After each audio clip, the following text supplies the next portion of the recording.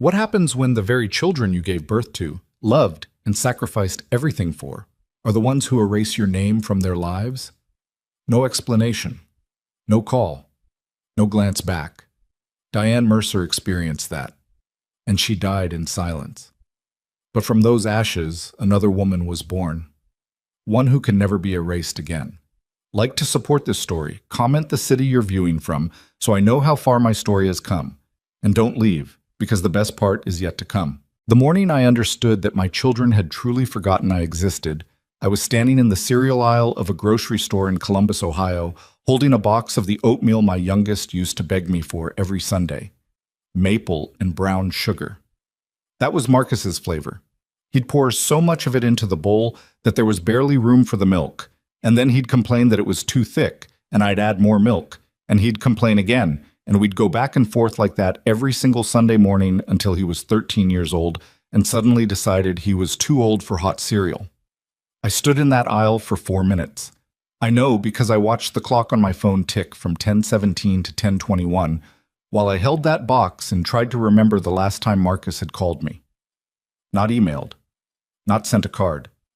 Called. 19 months. 19 months since my youngest son had spoken my name out loud.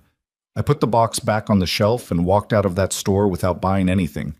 And I sat in my car in the parking lot, and I did not cry. I want to be clear about that because people always assume I must have cried constantly during those years. I didn't. I had run completely out of tears sometime around month 14, the way you run out of gas, gradually, and then all at once, sputtering, and then just stopped. What I felt sitting in that parking lot was something colder than grief. It was the particular kind of loneliness that comes from realizing you have become invisible to the people who are supposed to be the proof that your life mattered. I had 3 children. I had given them everything I had. And somewhere along the way, between the school plays and the hospital stays and the college tuitions I'd scraped together working double shifts at the hospital where I spent 21 years as a registered nurse, somewhere in all of that, I had become someone they decided they didn't need anymore. No, that's not accurate. It wasn't that they decided they didn't need me. It was that someone else had decided for them. Bon. His name was Gerald Whitmore, and the first time I met him, I thought he was the most charming man I had ever encountered in my life. That was my first mistake. Probably my biggest one, though I didn't know it yet. Gerald came into my life when my children were teenagers. Vanessa was 17, Derek was 15, and Marcus had just turned 13. Their father, my ex-husband Paul, had died 2 years earlier from a heart attack that none of us saw coming, and I had spent those 2 years doing what I always did, which was putting my head down and working and making sure the kids had what they needed, even when I was running on nothing. I met Gerald at a hospital fundraiser. He was a donor, significant enough that he had his name on a plaque in the cardiology wing, modest enough, or so I thought, that he didn't lead with it. He was tall and silver-haired, and he asked me questions about my work and actually listened to the answers, which was not something I had experienced much of in the years since Paul died. We dated for 8 months before he proposed. I said yes, and I told myself it was because I loved him, and I think I believed it at the time. But looking back now, I think part of what I loved was the relief of it, the relief of not being so alone, the relief of someone else carrying some of the weight. My children were polite about it. Vanessa was already away at college and gave her blessing over the phone in that careful, measured tone she uses when she's not sure how to feel about something, but has decided she's going to be supportive anyway. Derek was 17 by then, sullen and quiet in the way teenage boys can be, but he shook Gerald's hand at dinner and said congratulations, and I took that as approval. Beat.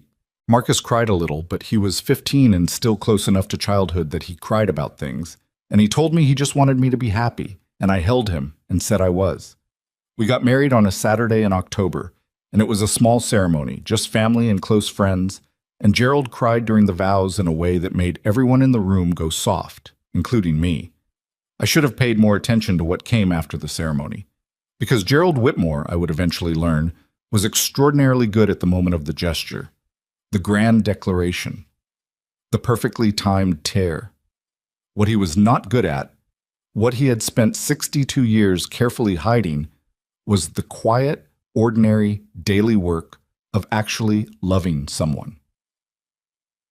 The first shift was so small I almost didn't notice it. 6 months after the wedding, Gerald suggested that the kids might benefit from a financial advisor.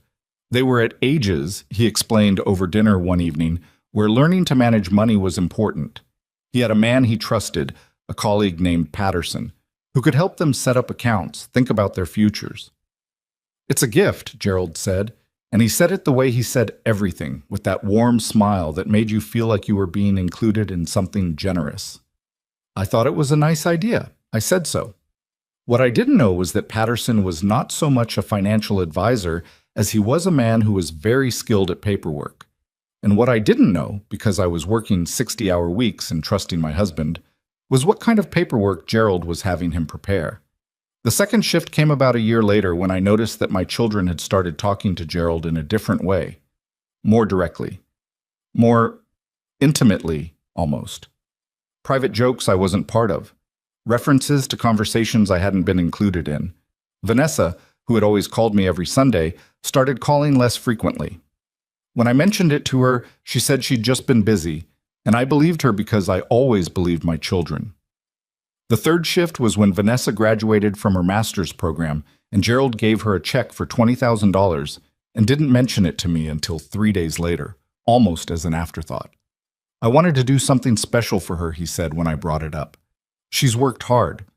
She's my daughter, I said. I would have liked to be part of that decision. He looked at me with that patient, slightly wounded expression I would come to know very well in the years that followed. Of course she's your daughter, Diane. I'm just trying to help your family. Your family, not our family, yours. I filed that away somewhere in the back of my mind and went back to work and didn't think about it again for 6 months, which is one of the things I regret most. Not the only thing, but one of them. Okay, I need to tell you about the day I found out what Gerald had really been doing, because it didn't happen the way I expected. There was no dramatic confrontation. There was no single smoking gun that made everything suddenly clear. It was a Tuesday afternoon in March, and I had come home early from the hospital because of a scheduling change, and I was making tea in the kitchen when I heard Gerald on the phone in his study. The door wasn't fully closed. I wasn't trying to eavesdrop, but I heard my name. Diane doesn't understand these things, Gerald was saying, in that same warm, patient voice he used with everyone. She's a good woman, she really is, but she's never had any head for finance. The arrangement we've discussed is the cleanest way to handle it. Patterson's already drawn up the documents. I stood in the kitchen with a mug of hot water in my hand and I didn't move. The kids understand, Gerald continued. They've been very reasonable about it. I think they appreciate knowing their futures are protected regardless of what happens down the road. I set the mug down very carefully on the counter. I walked to the study door. I pushed it open. Gerald turned around, and for just a fraction of a second, less than a second, barely a moment, I saw something in his face that wasn't the warm smile. Something colder. Something that recognized it had been heard. Then the smile came back, and he said smoothly into the phone, "Let me call you back." And he hung up and looked at me. "Who was that?" I asked. "Patterson," he said. "Just some routine portfolio matters." "What arrangement?" I said. "What documents?" He sighed. Not an angry sigh, a patient one, as if I had asked him to explain something very complicated to someone who might not quite grasp it. "Diane, sweetheart, you've been working so hard lately. You're exhausted. Why don't we sit down this weekend and go over everything together?" "Tell me now," I said. He told me a version of it, a very partial, very carefully edited version that made the whole thing sound like sensible estate planning. He used words like protective measures and contingency structures and simply ensuring the children's security. He smiled throughout and touched my hand and made it sound like something any reasonable, loving stepfather would do. I didn't believe him, but I didn't yet know enough to argue effectively, and Gerald was very, very good at knowing exactly when to stop talking. I called an attorney the next morning, a woman named Sandra Chu, who had handled a probate matter for my sister years earlier. I told her what I'd heard and what Gerald had told me, and I asked her what it meant. She was quiet for a moment. Then she said, "Can you get access to those documents?" I couldn't. Not right away. And what happened in the weeks that followed was something I am still not entirely sure how to describe, because it didn't feel like a betrayal unfolding in real time. It felt more like waking up slowly to discover that the house you've been sleeping in has been on fire for years, and everyone else in it knew, and no one told you. Gerald, I learned piece by piece through Sandra's quiet investigation, had spent the last several years doing the financial equivalent of slowly redirecting a river. He had built relationships with my children that were not, at their core, about affection. They were about dependency, about making himself the primary conduit through which they received things, money, opportunities, support, connection, so that over time he became more central to their lives than I was. It was not accidental, it was methodical. He had set up trusts for all three of them that were structured in ways that were, as Sandra put it, not standard. Ways that tied their access to the money to conditions. Conditions that included, buried in legal language that none of my children were sophisticated enough to fully parse, provisions that were tied to his continued goodwill. And he had told them, this was the part that Sandra confirmed through documents I eventually obtained, the part that I still have difficulty saying out loud even now. He had told them that I had agreed to all of it, that the arrangement was something we had decided on together, that I was simply not comfortable discussing the details directly, but that I fully supported the plan. He had signed documents using my name, not forged, exactly. Sandra explained the legal nuance to me, but I've never been able to keep the distinction straight, because to me the result was the same. He had made it appear that I had participated in and endorsed a financial structure designed to, ultimately, minimize my own importance to my children. He had spent years making himself indispensable to them by making me seem dispensable. And my children who I had rocked to sleep and driven to emergency rooms at 2 a.m. and held through every heartbreak and scraped and sacrificed for, my children had let him. Not because they were evil. I want to be precise about this, because it matters. They let him because they were young, and they were human, and Gerald was very skilled at what he did, and because he had offered them the one thing that is very hard to say no to, especially when you're in your 20s and the world feels uncertain and expensive and overwhelming. He had offered them security, and security, when you're afraid, can feel a lot like love. I confronted my children in person. All three of them together at Gerald's house, our house, though I had already stopped thinking of it that way, on a Sunday afternoon in late April. I had asked them to come. Gerald was away for the weekend, which was not accidental on my part. I had asked Sandra to prepare a summary of what she had found. Not the full legal analysis, just the key points, laid out plainly. Vanessa arrived first. She was 26 and beautiful in that careful, controlled way she had always had, even as a teenager, like she was perpetually aware of how she looked and had decided to look composed. She sat down at the kitchen table and looked at me with an expression that I can only describe as braced.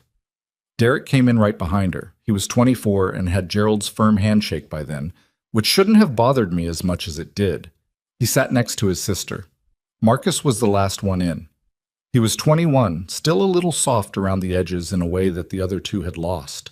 And when he came through the door and saw my face, he said, "Mom, what's wrong?" I told myself I was not going to cry. I did not cry. "I need to show you something," I said, and I slid Sandra's summary across the table. The silence that followed was the longest of my life. Vanessa read it twice. I watched her eyes go back to the top of the page and track down it again, and her face did something complicated that she tried to control and mostly managed to.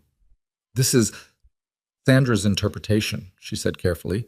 "Legal documents can be read different ways." "Sandra has 20 years of estate law experience," I said. "Gerald explained the trust structure to us," Derek said. His voice was flat in a way that I recognized, the flatness he used when he was working very hard not to show what he was actually feeling. "He said you were part of those conversations." "I wasn't," I said. "He said, Derek." My voice came out sharper than I intended, and I watched him stop. I was not part of those conversations. I did not agree to any of it. He used my name on documents without my knowledge. Another silence. Marcus looked at me. His eyes were doing what his eyes always did when something was wrong, filling up, that particular way he had, like a glass someone was slowly pouring water into. "Mom," he said, and his voice cracked on the word. "Don't," Vanessa said sharply, and I wasn't sure if she was saying it to me or to Marcus. I looked at my eldest daughter. I had held this girl when she was 6 hours old.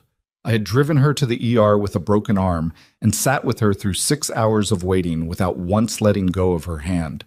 I had read her college application essays at midnight with a red pen and proud eyes. I looked at her and I waited for her to look back at me the same way she used to.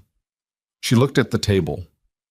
"We need to talk to Gerald," she said. Before anyone makes any decisions or accusations, we need to hear his side." "His side," I repeated. "That's only fair, Mom." And that was when I understood that something had already shifted, that the years of Gerald's careful work had already done what they were designed to do. Because the question Vanessa should have been asking was not what Gerald's side was. The question she should have been asking was why her mother was sitting across from her with a legal document and shaking hands and a face that had been fighting to stay still for the last 40 minutes. She should have been asking what I needed. Instead, she was protecting Gerald's right to respond.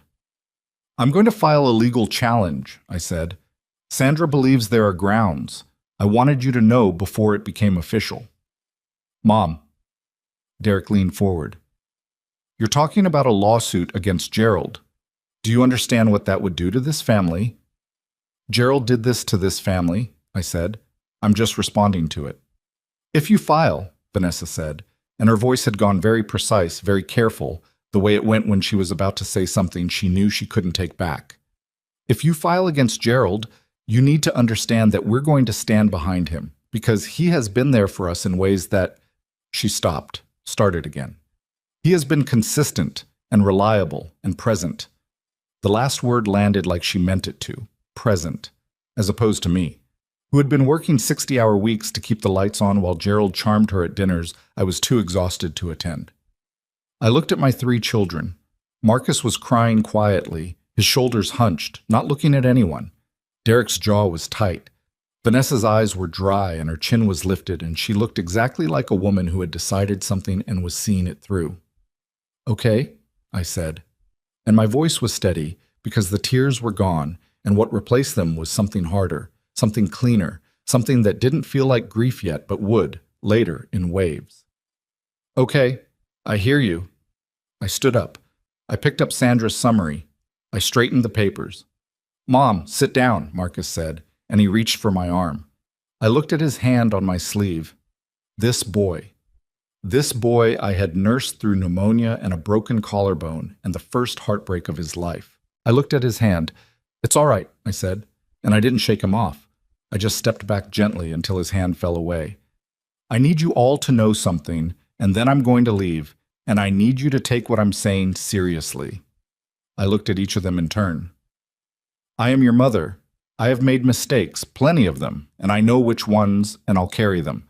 But the woman you think abandoned you, or checked out, or put money over family, that's not who I am. That's a story someone told you, and one day, when you're ready, you're going to see that."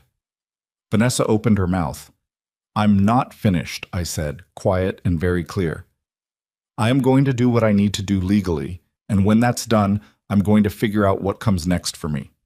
But I need you to know, and I need you to hear me say this out loud, that if you stand with him on this, you will lose me. Not because I'll walk away angry, but because I can't be the mother you deserve if I keep accepting what's happening here." The kitchen was completely silent. Marcus said, "Please don't do this."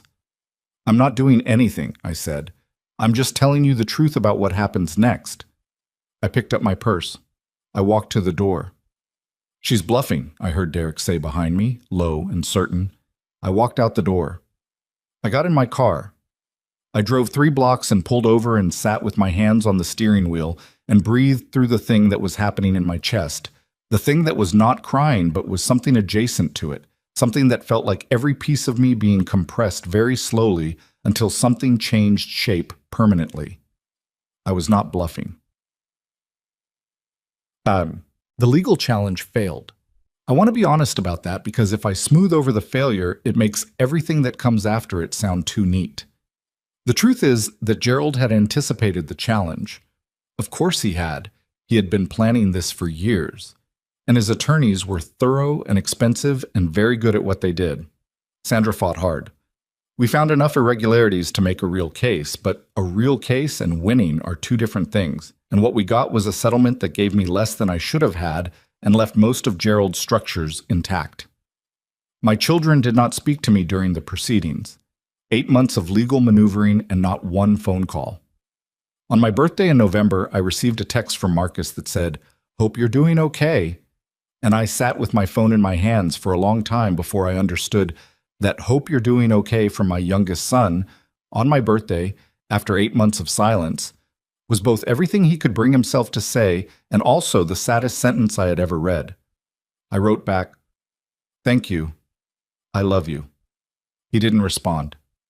When the settlement was finalized and the attorneys were done, and I was sitting in Sandra's office with a check that represented the financial remnants of 8 years of marriage, Sandra asked me what I was going to do now.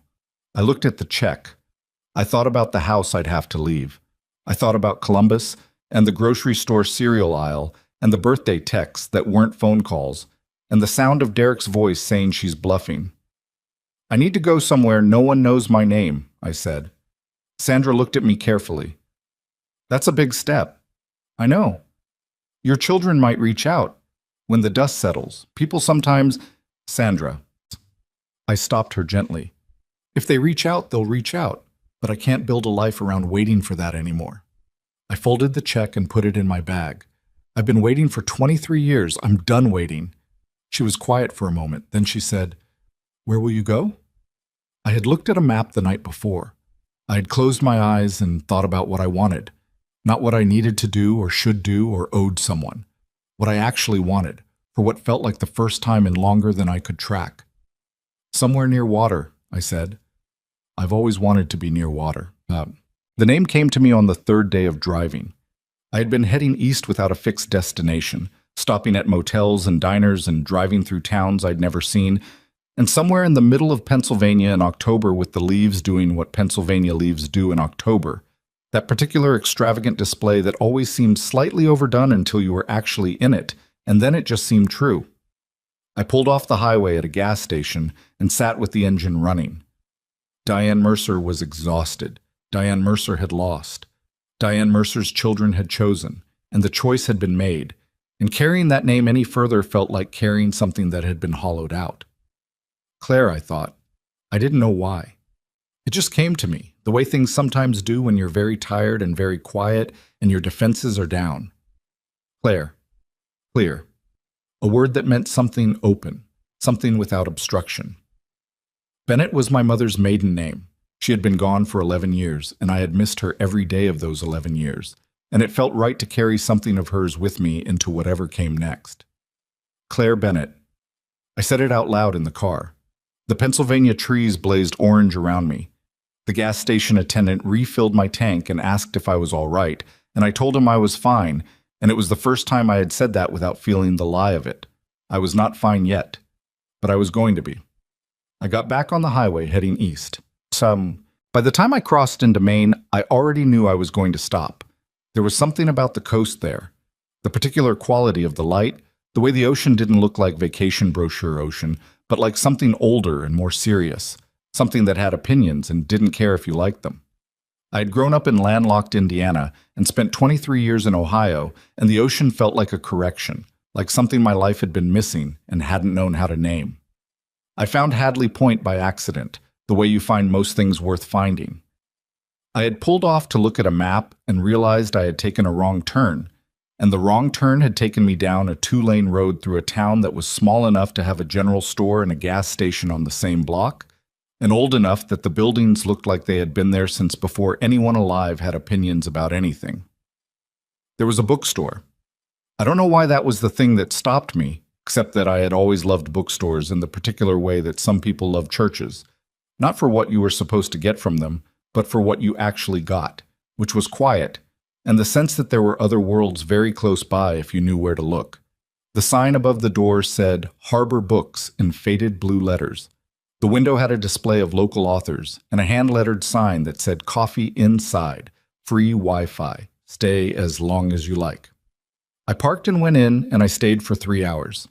The owner was a man named Pete Halloran, who was somewhere in his 70s and had the look of someone who had made peace with most things. He brought me coffee without asking if I wanted it, which I have always thought was either rude or exactly right, depending on the circumstances, and in this case it was exactly right. We talked about the town for a while, and about his store, and about what had brought me to Hadley Point, and I told him a version of the truth, that I was looking for a change, that I'd been driving, that I wasn't sure where I was landing yet. He looked at me for a moment over the rim of his coffee mug. He had the quiet, observational quality of people who spend a lot of time around books, and not enough time around people who want things from them. "You know," he said, "I've been thinking about selling this place for 3 years, and I haven't done it because I can't figure out who to sell it to. I don't want it going to someone who'll turn it into a wine bar." I looked around the store. The shelves were slightly overstocked in the way that good bookstores always were. The coffee was bad, but not offensively bad. The light coming through the windows was the particular muted gray of coastal Maine in October, which should have been depressing and wasn't. "How much?" I said. He told me. It was within reach of what I had. Not comfortable reach, but reach. "I need a week to think about it," I said. "Take 2, he said. "I'm not going anywhere." I found a furnished apartment above a hardware store 2 blocks away, and I paid first and last month, and that night I sat on the edge of a slightly saggy mattress in a room that smelled like old wood in the ocean, and I opened my phone and looked at the name Diane Mercer in my contacts, and I held my thumb over it for a long time. Then I created a new contact, Claire Bennett, my own number. Then I called Pete Halloran and told him I was in. He laughed, the short, surprised laugh of someone who had expected to wait longer. "You sure?" he said. "I'm sure about the bookstore," I said. "The rest of it, I'll figure out as I go." "That's about the most honest answer I've ever gotten from a buyer," he said. I hung up and lay back on the saggy mattress and looked at the ceiling, and the sound of the ocean came through the single window, persistent and indifferent and oddly reassuring, and I thought about my children in Ohio, and then I made a deliberate choice to stop thinking about my children in Ohio. Not forever, not even for that long, just for tonight. Tonight I was going to let Claire Bennett have the room. Tomorrow I would figure out what she needed to do to stay. The first winter in Hadley Point nearly broke me. Not emotionally, or not only emotionally, practically. In ways I had not fully anticipated when I had stood in Pete Halloran's bookstore in October with the ocean light coming through the windows and made a decision with my gut instead of my head. What I had not understood about buying a small coastal bookstore was the specific financial reality of a business that made the bulk of its annual revenue in 3 months. June, July, August, the summer people came and they bought local history books and beach reads and gifts for people back home. And the register was busy, and the cafe corner moved coffee and pastries at a pace that felt sustainable. Then September came and the summer people left, and what remained was a town of 1,100 year-round residents, most of whom already had strong opinions about which books they liked and got them from the library. By January, I had burned through more of my reserves than the numbers I had run in October had suggested I would. Pete had been honest with me. I want to give him that. But there's honest, and then there's the lived experience of watching your checking account drop on a Tuesday afternoon while the wind off the Atlantic tries to take the sign off the front of your store. I sat at the small desk in the back office one January evening with a legal pad and a calculator, and I did the math 3 different ways and got 3 different answers, none of which were good. The radiator was making a sound like it was annoyed with me personally. Outside, the harbor was frozen in a way that looked beautiful and was also just frozen. "Okay," I said out loud, to nobody. To Claire Bennett, I suppose, who was still new enough that I sometimes needed to talk to her directly. "What are we doing?" It wasn't really a question. It was more the kind of thing you say when you need to hear your own voice making a decision. What I did was call Ruth Ann. Ruth Ann Kowalski was 57 years old and had lived in Hadley Point her entire life, except for 4 years at the University of Maine and 1 year in Portland that she described as an experiment that didn't take. She had come into Harbor Books 2 weeks after I opened the doors under my management, bought 3 novels and a book about the local fishing industry, and then stood at the register while I rang her up and said without preamble, "You're going to need to do something about the coffee." I looked at her. What's wrong with the coffee? It tastes like hot regret, she said pleasantly. Pete's been making it that way for 15 years, and it's why the cafe corner never worked. You want people to stay, you need coffee that makes them want to come back. I stared at her for a moment. Then I laughed. Actually laughed. The first real laugh I had produced in longer than I wanted to calculate. Do you have a suggestion? I have a roaster, she said. My nephew runs a small operation out of Portland. I can make a call. That was how Ruth Ann entered my life. Within a month, she was spending more time in the store than I was paying her for, which I brought up once and she dismissed with a wave of her hand. I'm retired and I get bored easily, she said. Don't make it complicated. I called her that January evening and told her the numbers. She was quiet for a moment. Then she said, How short are you? I told her. Another pause. That's not catastrophic, she said. That's a cash flow problem, which is different. Ruth Ann, I'm not offering you money, she said, which was both a relief and slightly deflating. I'm offering you an idea. Are you listening? I was listening. The problem, she said, is that you're running a summer business in the off-season with a summer model. You need a reason for people to come in during the winter, not to buy books necessarily, to be somewhere. The cafe. The cafe is a corner with 2 tables and a machine Pete bought in 2009. I'm talking about something different. I'm talking about making this place a community space, events, book clubs, writing groups, a place people actually come to on a Thursday night in February because there's something happening and their house is cold and they're tired of their own company. I looked around the store, at the shelves that needed better organization, at the cafe corner that did in fact look like an afterthought, at the windows that faced the harbor, and let in, even in January, a quality of light that was cold but present. That takes money I don't have right now, I said. It takes ingenuity, she said, which you have. I've been watching you. I held the phone and thought about it, about what it would mean to make this place into something more than a room with books in it, about whether Claire Bennett was the kind of person who could pull that off. Diane Mercer, I thought, probably couldn't have. Diane Mercer had spent 23 years making herself useful to other people and never quite getting around to building anything for herself. But Claire Bennett had bought a bookstore on a gut feeling in October and hadn't turned around yet. Okay, I said. Tell me what you're thinking. What followed was 4 months of the hardest I had worked since my hospital years, and that was saying something. Ruth Ann's idea, expanded and argued over and revised through a dozen late-night conversations at the counter after closing, became what we eventually called the Harbor Community Cafe. Not just a coffee corner, but a genuine gathering place. We pushed the shelves back along the walls, added 4 more tables, sourced mismatched chairs from 3 different estate sales that Ruth Ann found through a contact who ran a consignment shop in the next town over. Her nephew's coffee arrived on Thursdays, and I learned to make it properly, which took longer than I expected because I had never been particularly skilled in a kitchen, and proper coffee, it turns out, is more technical than it appears.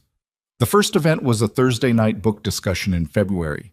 8 people came, which felt like a lot for a bookstore in a small Maine town in the middle of winter, until Ruth Ann pointed out that 2 of them were her sisters and 1 was her brother-in-law. And I told her that felt like cheating, and she said, all audience development starts somewhere, with a completely straight face. By March, the Thursday nights had grown to between 15 and 20 people. I had started a Tuesday morning coffee hour that attracted a rotating group of retirees and remote workers, and one woman named Sylvie Darnell, who was writing a novel about the fishing industry and came in every Tuesday from 9 to noon and ordered the same thing, a large coffee and a blueberry scone, and worked at the table by the window with the kind of focused silence that made the whole room feel more purposeful. I started a children's reading hour on Saturday mornings that began with 4 kids and grew to 11 within 6 weeks, mostly because of a series of picture books about a harbor seal who solved mysteries, which was exactly the kind of premise that should not have worked, but absolutely did. Money was still tight. I won't pretend otherwise. There were weeks when I did math I didn't like, and made choices about which bills got paid first that required the kind of prioritization I had never had to do in the years with Gerald, when the money had always been there, even if the reasons for it hadn't fully made sense to me yet. I was eating more pasta than was strictly interesting. I was wearing the same 6 sweaters in rotation. I was doing all of my own repairs on the building, which meant I was watching YouTube tutorials about radiators at 11 o'clock at night, and then attempting to apply what I had learned with a wrench and a degree of faith that was not entirely warranted. But here's what I need you to understand. I was not miserable. I was, in fact, for the first time and as long as I could accurately trace it, doing something that was entirely mine. Every decision in that store was my decision. Every mistake was my mistake to fix. Every Thursday night when I looked around at people sitting in mismatched chairs, drinking good coffee and arguing about books, it was because I had made that happen, with Ruth Ann's help and my own stubbornness, and a very second-hand set of chairs. No one had handed it to me. No one was going to take it away. That feeling, I didn't have a word for it at the time. I kept reaching for words and they kept being slightly wrong. Not happiness, exactly. Not pride, though it was adjacent to that. It was more like solidity, like I had weight again. Like I was standing somewhere real. Diane Mercer had spent years being slowly made smaller. Claire Bennett was getting larger. And it was not comfortable exactly. And it was not seamless, but it was real. Torchette. Spring came to Hadley Point the way spring comes to coastal Maine, which is grudgingly and in installments. By April, the ice was off the harbor, and by May, the light had changed from the flat gray of winter to something with actual warmth in it, and I understood for the first time why people lived in places with winters like this. Because when the light came back, you had earned it in a way that meant something. The store had turned a corner, not a dramatic corner, not the kind that erases all the hard months in a single quarter. The math was still careful, and I was still watching every number. But we were covering costs and a little more, and I had started to think about what it would look like to hire one part-time person so that I could occasionally take a day off without the store closing. That was when Sylvie Darnell looked up from her table by the window one Tuesday morning and said, "You should serve food." I looked at her. "Real food? You're selling coffee and scones. People are sitting here for 2-3 hours. Eventually they get hungry and they leave." "I don't know how to run a kitchen," I said. "You don't know how to run a bookstore either," she said, with the bluntness that was simply how Sylvie talked, without malice. "You figured that out." I hired a woman named Loretta Baines who had cooked at a diner in the next town for 14 years and wanted, as she put it, something that doesn't start at 5 a.m. She came in 3 days a week and made soup and sandwiches and one rotating daily special that she invented based on whatever looked good at the market that morning. It was the kind of cooking that didn't photograph well and tasted extraordinary, and word got around the way word gets around in small towns. Not through advertising, but through people telling other people at the post office and the gas station and the Saturday morning farmers market. The Harbor Community Cafe was not, by any metric that would impress anyone in a city, a success story, but by the metrics of Hadley Point, Maine, and by the metrics of Claire Bennett, who had arrived in October with a check and a new name, and the particular determination of someone who has nothing left to lose, it was exactly what it needed to be. Ruth Ann told me on a May afternoon when we were both standing behind the counter watching the lunch crowd fill every table. "You know, when you walked in here last fall, I thought you were going to last one winter and then go back to wherever you came from." "What changed your mind?" I asked. She shrugged. "The radiator incident," she said. "Most people, they would have called someone. You watched 3 videos and got down on the floor with a wrench at midnight. That told me what I needed to know." I looked at her.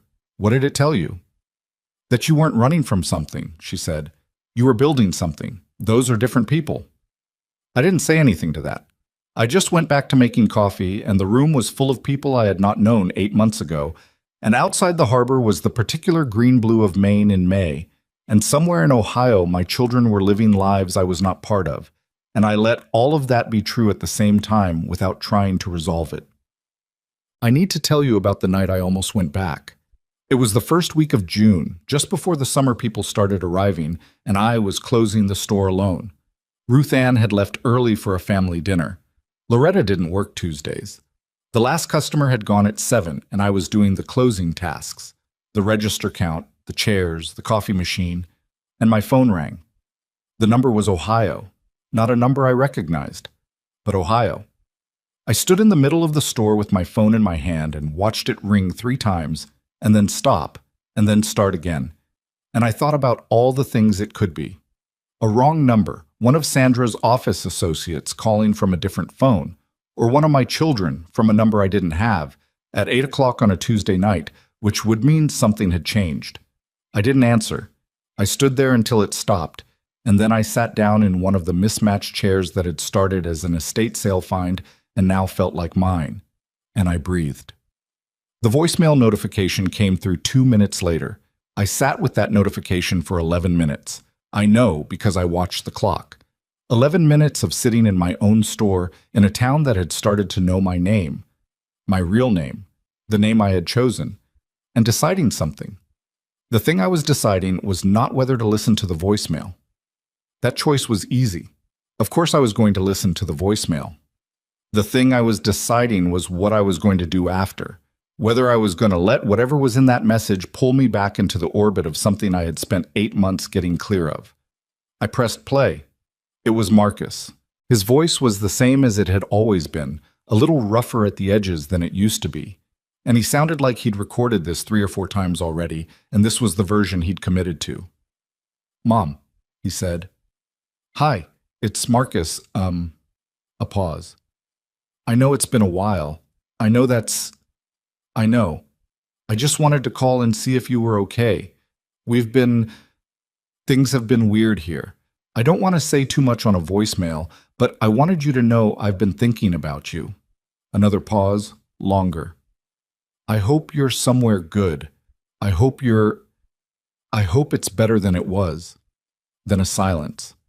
Then, "I'm sorry for everything. I know that's not enough. I just needed to say it." The message ended.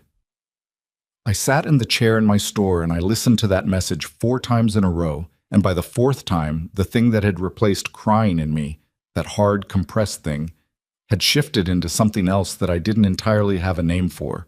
Not forgiveness. Not yet. It wasn't anywhere near ready to be forgiveness. But something had moved.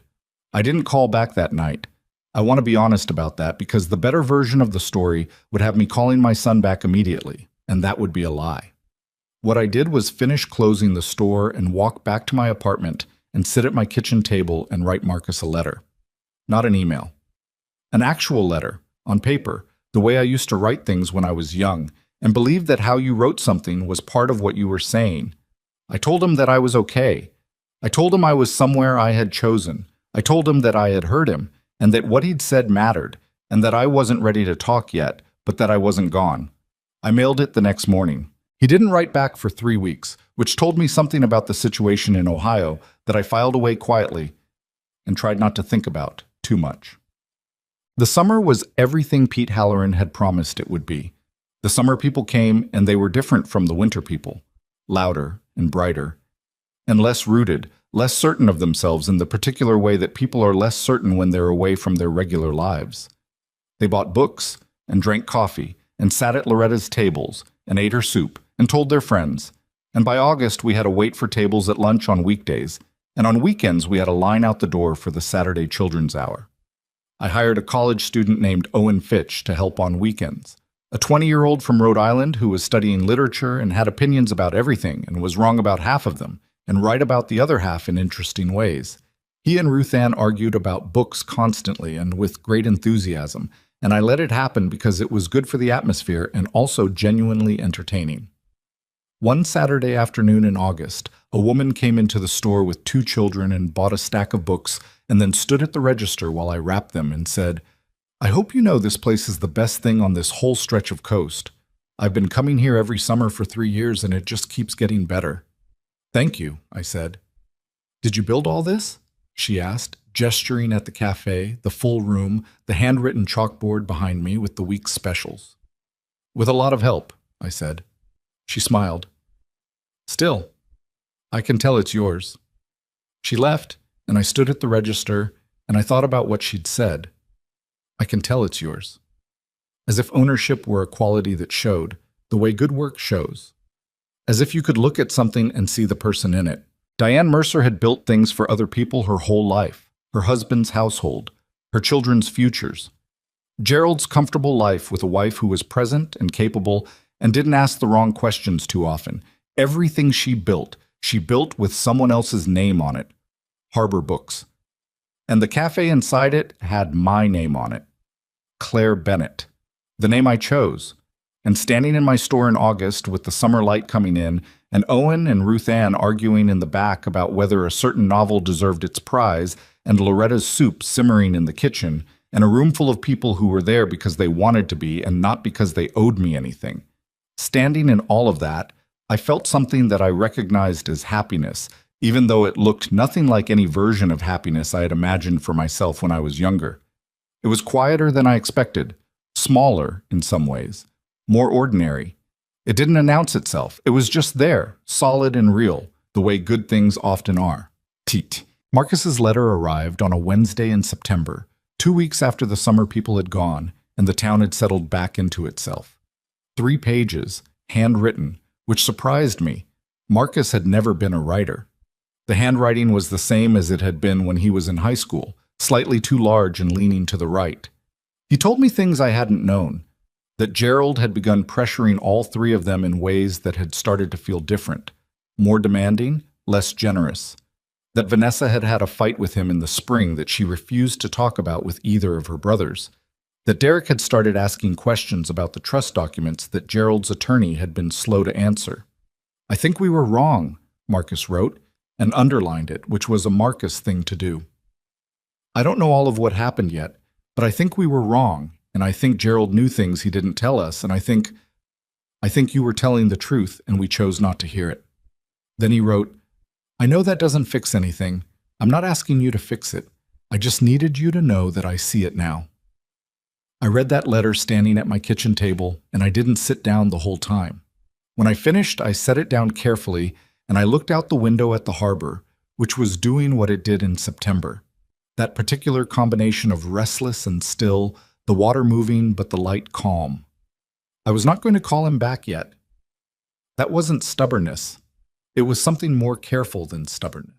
It was the understanding, hard-won over the past year, that doing the right thing in the right moment matters, and that there is a version of reconciliation that happens too quickly and collapses under its own weight, and I wasn't going to let that happen. Not because I didn't love my son, because I did. But something in me had shifted reading those words. Not opened, exactly. Not yet. More like acknowledged the possibility of opening. The way a door doesn't swing wide the first time you turn the handle. It just releases the latch. I sat down at my table and I picked up a pen and I began to write back.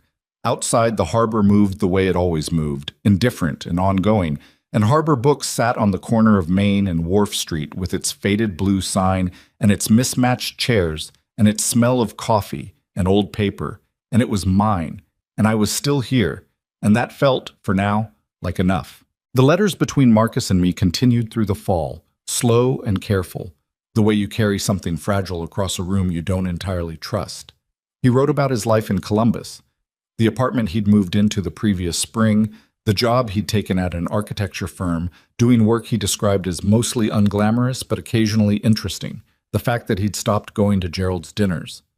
That last detail he slipped in without emphasis, a single sentence in the middle of a paragraph about something else, the way you mention something significant by pretending it isn't. I noticed it. I didn't comment on it directly. I wrote back about the store, about Ruth Ann, about the first real nor'easter I'd experienced in Hadley Point, which had kept me up most of the night listening to the windows argue with the wind. I did not write about how I felt reading his letters. I was not ready for that yet, and Marcus, to his credit, didn't push. He seemed to understand instinctively that what existed between us right now was something that could only be maintained at a certain temperature, warm enough to sustain but not so hot it burned through whatever we were carefully rebuilding. Vanessa and Derek. I heard nothing from.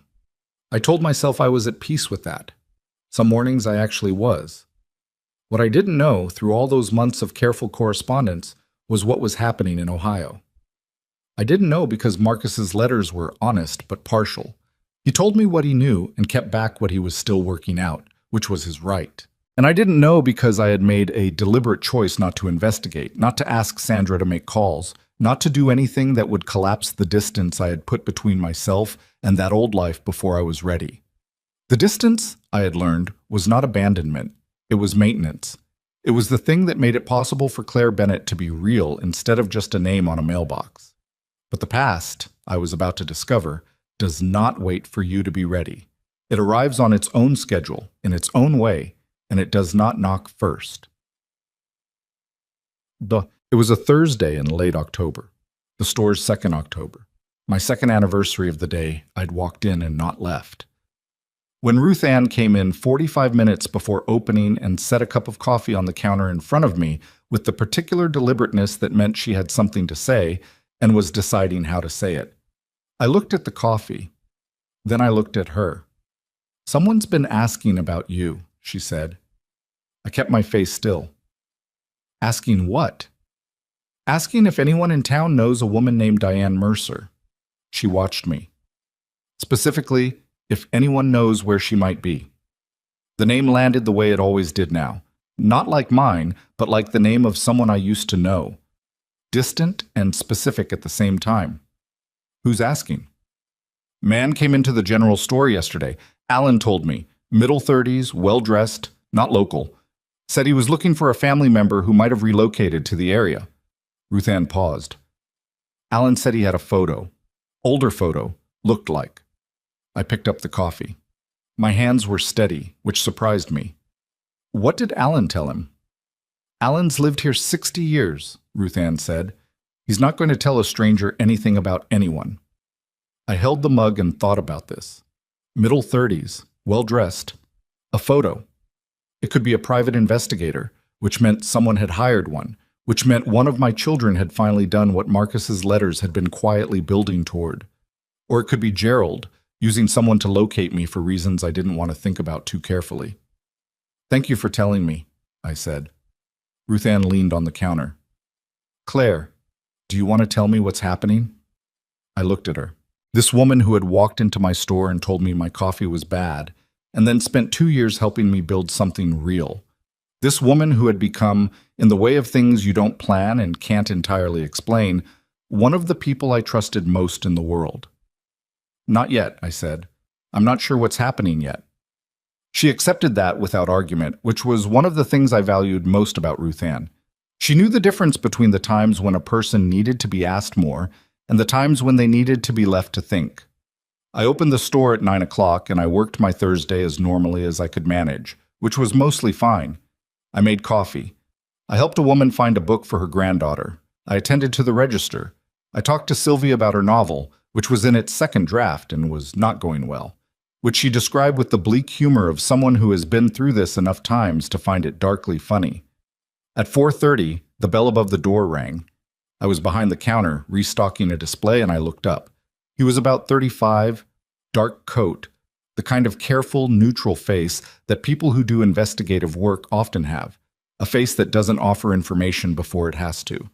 He looked around the store the way someone does when they're cataloging it, and then he looked at me, and I knew immediately that this was the man Alan had spoken to, and I knew immediately that he recognized me. "Miss Bennett?" he said. "Not Mercer. Bennett," which meant he already knew. "Yes," I said. He reached into his coat and took out a business card, Mesuam, and set it on the counter. "My name is Jeff Callard. I was hired to locate a woman named Diane Mercer. I believe you might be able to help me." I looked at the card, then at him. "I think you believe more than that," I said. He had the professional courtesy not to pretend otherwise. "I'm not here to cause any disruption," he said. "My clients are looking to make contact, that's all. Whatever you decide to do with that information is entirely your choice." "Who hired you?" "I'm not able to share that without—" "Who hired you?" I said again. Quiet. Very clear. He looked at me for a moment. "The Mercer children," he said. "All 3 of them." I stood behind the counter of my store and I breathed. All 3. Not just Marcus, who had been writing letters. All 3, which meant Vanessa and Derek had moved from wherever they'd been to something more active. Something that required hiring someone and spending money and making a coordinated decision. Something had happened. Something larger than letters. Tell them I know, I said, and tell them I'll be in touch when I'm ready, not before. Callard nodded. He didn't push. He picked his card back up, which I noticed and respected. And he walked out of the store, and the bell rang again, and he was gone. I stood behind the counter, and the store was quiet around me, and I thought, something has broken open in Ohio. Something has changed, and whatever it is, it's bigger than what Marcus has been telling me in his letters. I called Sandra Chu that evening. She was not expecting to hear from me. We had last spoken 8 months earlier, a routine check-in she'd initiated. She listened while I told her about Callard, and then she was quiet in the way she was quiet when she was processing, which was a particular quality of silence I'd learned to read over our years of working together. All three, she repeated. That's what he said. That's interesting, she said. I've had some rumblings from a colleague in Columbus, actually. I was going to call you in the next week or two. There are some developments with Gerald Whitmore's financial structure that are, let me put it this way, there are people asking questions that weren't being asked before. I sat up straighter. Oh, what kind of questions? The kind that get asked when documents get examined by people who weren't intended to examine them. She paused. Gerald's trust structure, the one Patterson built. It held up against our challenge because of how it was constructed. But those things sometimes develop vulnerabilities over time, especially when the people involved in maintaining them start having their own concerns. If someone on the inside started pulling on threads, Sandra, I said, can you find out what actually happened? I can make some calls, she said, but Claire, whatever this is, whatever they found or think they found, you need to be prepared for the fact that your children are going to want something from you. And wanting something and deserving it are different questions. I know, I said. You've built something real up there, she said, and I could hear in her voice that she meant it, that whatever professional caution lived alongside her warmth, she wasn't performing this. Don't let whatever comes next undo that. Whatever you decide about them, you protect what you've built first. I hung up and sat in my kitchen for a long time in the dark, listening to the harbor through the window, and I thought about the word ready, about how many things in my life I had done before I was ready, because someone else's timeline required it. Paul dying before I was ready to raise 3 teenagers alone. Gerald's legal maneuvering before I was ready to fight it. My children's silence before I was ready to survive it. I had spent 2 years on my own schedule, answering to no one, building something at my own pace, and it had made me into someone I actually recognized. I was not going to let someone else's urgency take that from me. But I also knew, sitting in the dark in Hadley Point, that the phone call from Sandra and the man in the dark coat, and the fact that all 3 of my children had combined their resources to find me, all of that meant something was coming, and no amount of my own preparation was going to control the shape of it.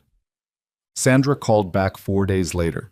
She had spoken to her colleague in Columbus, who had spoken to an attorney she declined to name, and what she had pieced together was this. 3 months earlier, Vanessa had been going through a storage unit that held items from Gerald's and my former house, items that had been placed there during the legal proceedings and never properly sorted. She had been looking for something specific, a piece of furniture she'd asked Gerald about, and instead of the furniture, she had found a filing box.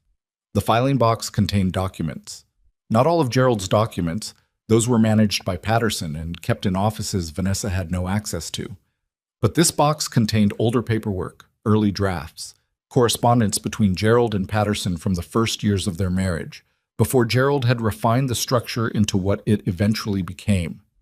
Drafts that showed the intention, notes that were explicit about the goal in ways that the final documents, which had been very carefully worded by very careful lawyers, were not. There are emails, Sandra said, printed and filed, between Gerald and Patterson, early in the marriage. They're specific, Claire, about what they were building and why. How specific, I said. Gerald used the phrase neutralize the mother's influence in a 2009 email. Her voice was flat and precise, the way it went when she was being careful not to let her own reaction color the information. He used the phrase, the children's dependency on her needs to be managed. He outlined a timeline for making her, you, financially and emotionally peripheral. I sat down. The kitchen floor was cold through my socks, and I sat on it without meaning to, just sort of folded down slowly until I was on the floor with my back against the cabinet and the phone against my ear. He planned it, I said. Not a question. I had known in some structural way for years that what Gerald had done was not impulsive, but knowing a thing and hearing the words of it, the actual quoted language of it, are different experiences. From very early, Sandra confirmed, Vanessa took photographs of the documents. She's had them reviewed by 2 attorneys since. Both have told her that what they show is significant. Not a slam dunk legally, because some of it predates any filings and the statute of limitations on parts of it has run. But what it does, definitively and without ambiguity, is show that your children were manipulated, that the story Gerald told them about you was constructed, that their choices during those years were made on the basis of false information that he manufactured. The kitchen was very quiet around me. How are they taking it? I asked. A pause. From what I understand, badly. Vanessa hasn't spoken to Gerald since she found the box. Derek confronted him directly, which from all accounts went poorly. Marcus apparently already suspected, which is consistent with what you've told me about his letters. She paused again. They're not handling it well, Claire. They're handling it the way people handle finding out that a significant portion of their adult decisions were built on a lie. I thought about my children, about Vanessa's careful, controlled face across the kitchen table 8 years ago, telling me she was going to stand behind Gerald, about Derek saying she's bluffing, about Marcus's hand on my sleeve as I walked out. I had spent 2 years being angry at them, not loudly, not in ways I performed, privately, in the way anger lives when you don't have the outlet of crying, when it just becomes a weight you carry distributed evenly enough that you stop noticing it. Sitting on my kitchen floor in Maine, I felt something shift in that anger, not dissolve, not forgive, not yet. Forgiveness is not a sudden thing. I don't care what anyone says. It is a slow and intermittent process like ice thawing, and you can't rush it without flooding the room. But the nature of the anger changed. It was still there, but it was no longer pointed at them in exactly the same way. It was pointed at Gerald Whitmore, where it had always belonged. The call came on a Tuesday morning, 2 weeks after Sandra's. I was alone in the store. Ruth Ann didn't come in until 10 on Tuesdays, and Loretta's first day was Wednesday. And I was doing the coffee setup when my phone rang. Ohio number, one I didn't recognize. I had been expecting it. Mom! Vanessa's voice. I had not heard it in almost 2 years, and it was the same and not the same, older somehow, stripped of the careful control it usually carried, worn down to something closer to the bone. Vanessa, I said. A silence. Then, I found something. Her voice broke on the last word, and I heard her fight it back, and I knew my daughter well enough to know that the fighting was almost as hard as the breaking. Vanessa had spent her adult life being composed. This was costing her something significant. I found something, and I need you to know that we... She stopped. I don't know how to say this. Start anywhere, I said, and my voice came out steadier than I felt, which was the old nurse training, the years of being the calm presence in the room because someone had to be. He planned it. Her voice was very quiet. From the beginning, before we were old enough to understand what was happening. There are emails, Mom, from 2009. I can send them to you. Sandra told me, I said. She called last week. Another silence, longer. Oh, Vanessa said, then smaller. So you know. I know what's in the documents, I said carefully. I don't know everything about what's been happening with you. I'm sorry. The words came out suddenly, without the preparation that usually preceded everything Vanessa said. I'm so sorry. I know it doesn't fix anything. I know it doesn't give back the time. I looked at those emails and all I could think about was that kitchen table. That Sunday. When you slid that summary across and I told you we were going to stand behind him. Her voice had gone rough now, friction in it. I told you we were going to stand behind him, Mom, And you looked at me and you said, okay, and you walked out. And I remember thinking you'd come back, that you'd realize you needed us more than you needed to be right. And then you didn't come back. And I told myself that was your choice, that you'd chosen this, and I believed it for 2 years because it was easier than... She stopped. Then what? I asked, quietly. Then knowing I'd chosen wrong.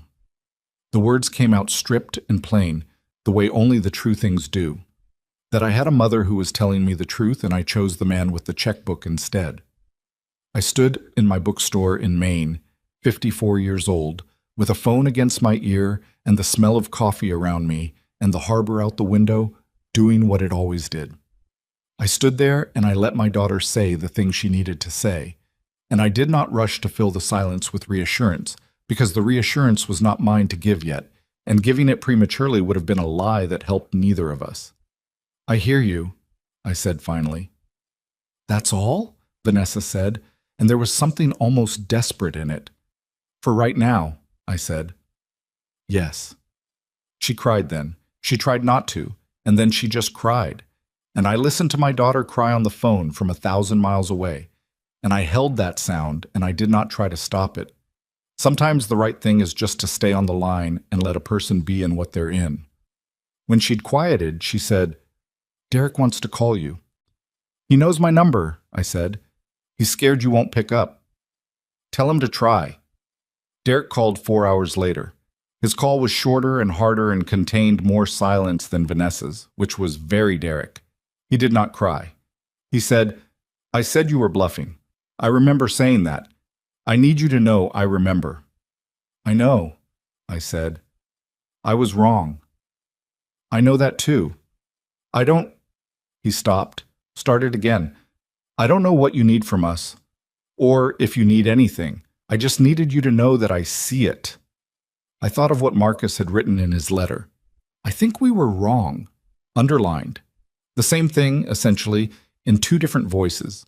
Derek's tight and controlled, Marcus's sprawling and raw. My children, all 3 of them, arriving at the same place by different roads. I don't need anything right now, I said. I need time. How much time, he asked, and I could hear that he was asking sincerely, not impatiently. He actually wanted to know so he could respect it. I'll tell you when I know, I said. What I had not told any of them, what I had not told Sandra, or Ruthann, or anyone, was what happened the afternoon after Callard's visit to the store, before I knew anything about Vanessa's documents, or the emails, or any of it. I had gone for a walk.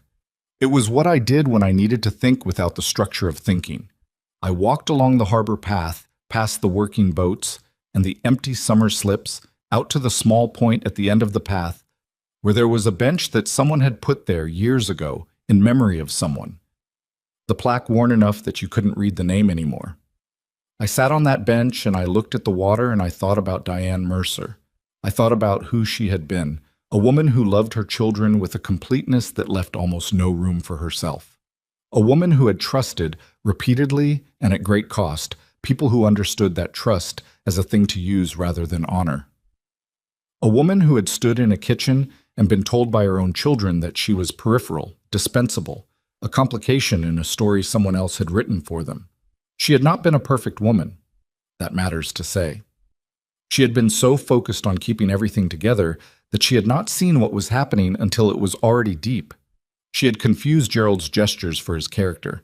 She had worked so hard and trusted so completely that she had made it easy for someone to hollow her out from the inside while she wasn't watching. And then I thought about Claire Bennett, about the woman who had sat on a saggy mattress in a rented room and called a man she'd known for one afternoon to say she was buying his bookstore. About the woman who had gotten down on the floor with a wrench at midnight. About the woman who had learned to make good coffee and run Thursday night discussions and manage a cash flow crisis and write letters to her son and receive letters back and not rush toward reconciliation just because it was offered. The 2 women were the same woman. That was the thing I had been slowly learning over 2 years. Diane Mercer did not disappear when Claire Bennett was born. She grew into her. All that love that had been used against her, all that capacity for devotion and work and connection, it had not been lost. It had just been redirected toward something that was hers, toward a store and a town and a set of relationships built on our own terms. The past was coming. My children had found me, and whatever came next was going to require me to be both of those women at once. The mother who still loved them, and the woman who had learned at significant cost that love without boundaries is just vulnerability with a nicer name. I sat on the bench a little longer. The harbor moved. A fishing boat came in, low in the water, and the gulls tracked it the way they do, loud and purposeful. I watched until it docked. Then I got up and went back to my store. I called Marcus the evening after Derek's call. Not because his letter or his voicemail had earned it. They had, but that wasn't the reason. I called because out of my 3 children, Marcus was the one who had started moving first, who had picked up the phone in the dark and recorded a message about being sorry before he knew what Vanessa would find in that storage unit. He had apologized when he didn't yet have the full story to justify it. He had apologized because something in him still knew the truth, even when he didn't have the documents to prove it. He answered on the second ring. "Mom," he said, and the word had the same weight it always had in his voice, the particular weight of someone saying something they have needed to say for a very long time. "Marcus," I said. "How are you?" A beat, then a sound that was almost a laugh. "Honestly, kind of a mess." "Tell me," I said. And he did. For nearly an hour, sitting in my kitchen with the harbor outside, I listened to my youngest son tell me what the last 2 years had looked like from inside. The growing discomfort with Gerald, the questions that hadn't had answers, Vanessa's discovery, the confrontations, and their aftermath. He told it the way he wrote, large and slightly too honest for its own comfort, without the editing that Vanessa applied to everything or the compression Derek used. When he finished, there was a silence. "I missed you," he said. I closed my eyes. "I missed you too," I said, and meant it with every part of myself, including the part that was still angry, and the part that was still learning to trust, and the part that had survived, and the part that was sitting in a kitchen in Maine that smelled like coffee and old books and was more mine than any place I had ever lived. "So what happens now?" he asked. "I don't know yet," I said. Honest. I know that I love you. I know that I'm not the same person I was 2 years ago. I know that whatever happens between us has to be built differently than it was before. That's what I know right now. He was quiet for a moment. Then, "Can I come see you? I'm not asking to come fix everything. I just want to see you." I looked around my kitchen, at the life that was mine, at the woman who had built it. "Not yet," I said, "but soon." "Okay," he said. And then, "Claire, is that what I call you?" The question landed in a place I hadn't expected. I sat with it for a moment. "For now," I said. "Let's start there. Marcus came in December. I had said soon and I meant it, but soon turned out to be 6 weeks of more letters and 2 more phone calls and 1 conversation that lasted until past midnight Maine time and left me sitting in the dark kitchen afterward just breathing, not sad exactly, not happy exactly, but something in between that didn't have a clean name. He drove up from Columbus. 14 hours, which he did in one stretch, arriving on a Saturday morning just after the store opened. I knew he was coming. We had agreed on the date, agreed on the parameters, and I had spent the preceding week being more normal than usual in a way that Ruth Ann noticed and didn't comment on, which was the right call on her part. I was behind the counter when the door opened. He looked older. That was the first thing. 23 years old now, and the softness I had noticed at 21 had not entirely gone, but had rearranged itself into something more settled. He was wearing a jacket I didn't recognize and carrying a bag that had seen better days, and he stood in the doorway of my store and looked at me and did not move for a moment. I came around the counter. We didn't hug immediately. That would be the clean version of this story, the version where the music swells and we move toward each other and all the distance collapses in one moment. What actually happened was that we stood about 4 feet apart in the entrance of Harbor Books and looked at each other the way you look at something you've been trying to picture accurately for 2 years and are only now finding out how close you were. "Hi," Marcus said. "Hi," I said. Then he hugged me, and I let him, and I held him back, and it was not a Hollywood reconciliation. It was two people who had hurt each other in different directions and with different degrees of culpability, trying to figure out what was left and what could be rebuilt, and whether the structure was sound enough to build on. It lasted about 10 seconds, and then I stepped back and said, "You want coffee?" He laughed, the same laugh, startled and genuine, the laugh I had been hearing since he was 7 years old. "God, yes," he said. "I've been driving since 4 a.m. Bab." He stayed 3 days. He slept on the couch in my apartment above the hardware store, and he helped in the store on Saturday afternoon when it was busy, shelving books and running the register with a competence that surprised me until I remembered that Marcus had always been quick with people, always had the particular social ease that I'd never entirely had. Ruth Ann assessed him within the first hour and gave me a look at the end of the day that communicated, without words, that she had decided he was worth something. Coming from Ruth Ann, that was significant. We talked in the evenings after the store was closed and dinner was done, sitting in my kitchen with the harbor sounds coming through the window. The conversations were not easy. That needs to be said plainly. They were not the warm, cathartic reunions of movies and television. They were the actual hard work of two people trying to be honest with each other about a painful history without the distance of letters to make it manageable. The first night he asked me if I had been lonely. I thought about it. "Yes," I said. "And also, no." Which is a strange thing to say, but it's true. The loneliness of being here was different from the loneliness of being in Ohio and still feeling like no one could see me. He looked at his coffee cup. "I saw you," he said quietly. "I just didn't do anything about it." "I know." "Why do you think that is?" He looked up. "Honestly, I've thought about it for 2 years and I think I know, but I want to hear what you think." I looked at my son.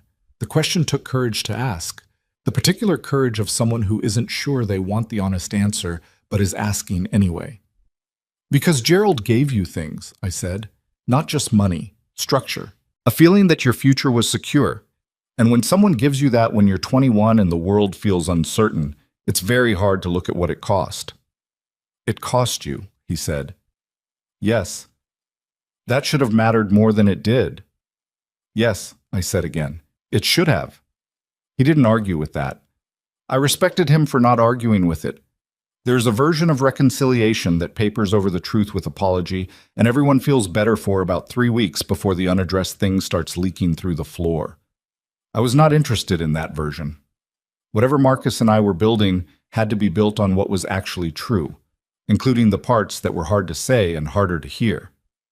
"I need you to understand something," I said, "and I need you to hear it not as an attack, but as a fact." He nodded. "What happened to me was not an accident. Gerald spent years making deliberate choices, but the effect of those choices was only possible because you and your brother and sister made choices too.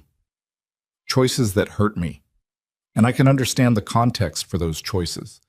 I can hold the whole thing in my head, the manipulation and the dependency and the age you all were and what Gerald offered you. And I can understand all of that and still hold you accountable for your part. Both things are true." Marcus was quiet for a long moment. "I know," he said. "Do you?" "I know," he said again more firmly. "I'm not asking you to pretend it didn't happen. I'm not asking you to just come back and act like 8 years of absence is fine because Gerald's the real villain. I know it doesn't work that way." I looked at him. My youngest. The one who had called first and apologized before he had the evidence to justify it, because somewhere in him the truth had been running quietly all along, waiting to be acknowledged. "Good," I said. "As long as we're clear on that, we can figure out the rest." The rest took longer than a 3-day visit. Of course it did. The rest took the better part of a year, and it was not linear.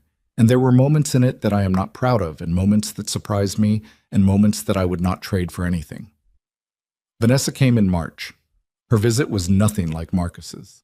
Where Marcus had arrived soft and tired and willing to just exist in my space for a few days, Vanessa arrived at 10 on a Friday morning in a rental car she had clearly driven with great efficiency from the Portland airport, wearing the kind of outfit that communicated she had prepared for this encounter, which was so completely Vanessa that it almost made me laugh, and also made my chest ache in a complicated way.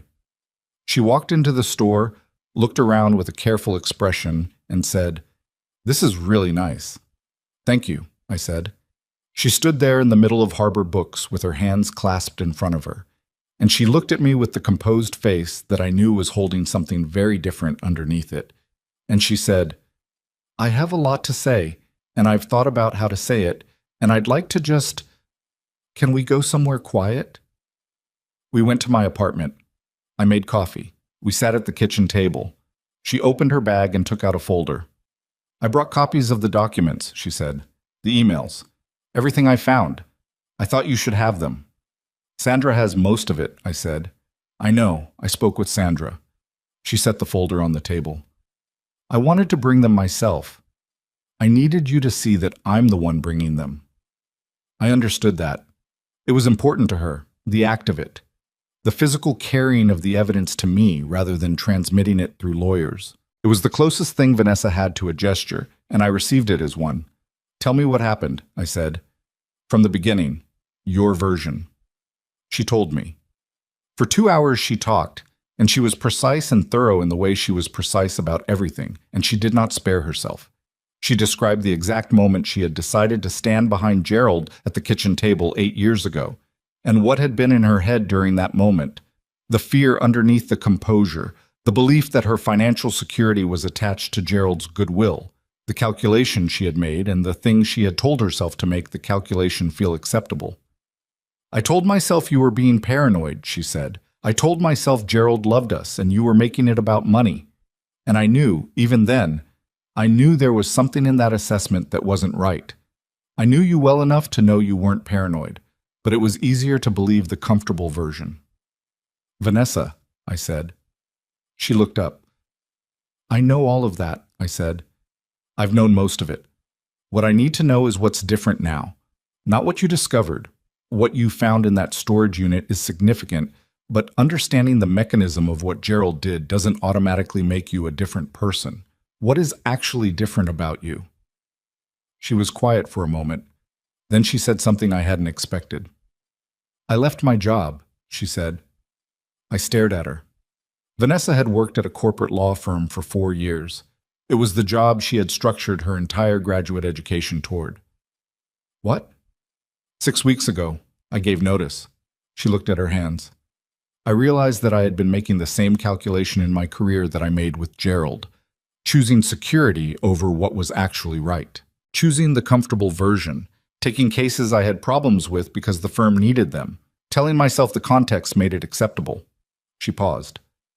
"I don't think what Gerald did to you was separate from who I was becoming. I think I was becoming someone who was very good at choosing the comfortable version." I sat with that. It was more honest than anything I had expected from her, more self-aware than the Vanessa who had sat across the kitchen table from me 8 years ago and looked at the surface of the table instead of my eyes. "What are you going to do?" I asked. "I don't know yet," she said. Which is terrifying, but I think I needed to not know for a while. I looked at my daughter. She was 34 years old, and she had just told me she had blown up her career, and she was sitting at my kitchen table with her hands around a coffee mug, and her composure was still in place, but it was thinner now, more like tissue than armor, and underneath it I could see something real. "I'm not going to tell you that was the right decision," I said. "I don't know your life well enough to say that." "I'm not asking you to validate it," she said. "I just needed you to know." "Why?" She looked at me directly for the first time since she'd sat down. "Because I've spent 34 years making decisions based on what they'd look like to everyone except you, and I wanted to make one decision that you knew about first." The kitchen was very quiet. "Okay," I said finally. "I know about it." She breathed out slowly. "That's all I needed," she said. And for just a moment, before the composure reasserted itself, her face looked like my daughter's. The real one. The one I had known before Gerald and decisions and the terrible efficiency of choosing wrong. Derek was the last. He didn't come to Hadley Point.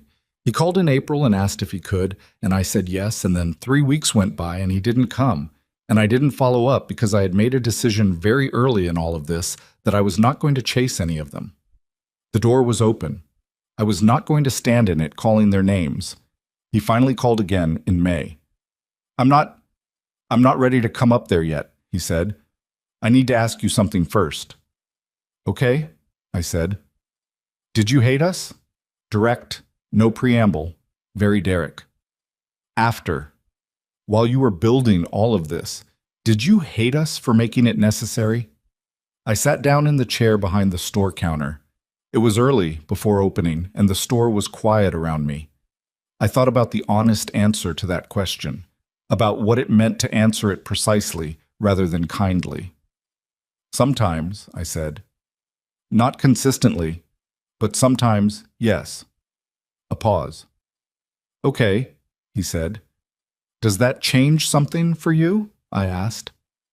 No, he said. I just needed to know you were being real with me. Vanessa's doing her thing, Marcus is doing his thing, and it all feels very managed. I need to know when I talk to you that you're not managing me. I'm not managing you, I said. I treated you like garbage, he said, not just by choosing Gerald, by the way I talked about you during those years, the things I said. I need you to know that I know exactly what I did, not just the broad strokes. I know the specific things. Tell me one, I said. He was quiet for a long moment. At Thanksgiving, the 3rd year, Gerald's house. Marcus mentioned you, and I said you had always been unstable, that it wasn't surprising you'd disappeared. I said it in front of his girlfriend. His voice had gone flat with the effort of saying it plainly. She didn't know you, she just accepted it, and I let it stand there as the version of you that she knew. The word unstable sat in the air between us across 1,000 miles of phone line. I had not known about that specific incident. Sandra's file had general outlines, but not that. Not the texture of it, the specific word, the audience. I breathed through the first wave of it. Thank you for telling me that, I said. Don't thank me for it, he said with a sudden roughness. Don't be gracious about it. I don't want grace right now. I want you to tell me that it was a disgusting thing to say, because it was. I thought about that for a moment, about what he was actually asking for. He wasn't asking for forgiveness. He was asking me to validate the weight of what he'd done because he needed to know I understood the full measure of it before whatever came next. It was a disgusting thing to say, I said, clear and direct. Calling your mother unstable to her son's girlfriend while she was living alone with no one who knew where she was. Yes, Derek, that was disgusting. The silence that followed was long. Yes, he said quietly, it was. And it's also, I paused. It's also something I'm going to need time with. That specific thing. I can't absorb that in one conversation and move forward as if it's been dealt with. I need you to know that. I know, he said. I'm not calling to resolve it. I'm calling because I needed you to know that I know. He came to Hadley Point in June. He was 32 years old and he looked like his father in a way that had grown more pronounced since I'd last seen him.